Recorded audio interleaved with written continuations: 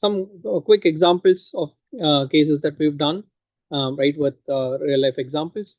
This is a Fortune 500 industrial OEM, right? One challenge that they had was they had no visibility into parts that their competitors were offering and what that matched their own.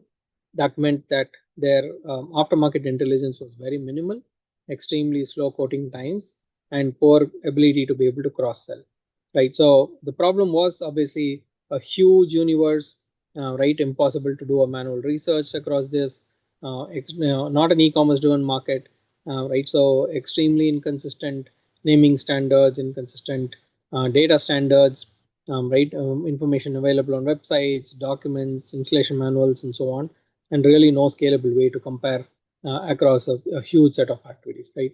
We pulled in data from their Oracle ERP, online catalogs, internal documents, external documents, and pretty much wrapped all of these with agents that kind of matches attributes across 55,000 external parts that were pulled in, chosen parts across about 2,000 SKUs of theirs, right? With that, we were able to deliver about 95% plus accuracy in attribute extraction matching, and most importantly, created a significantly large market that unlocked for them to go after their competitor install base, right?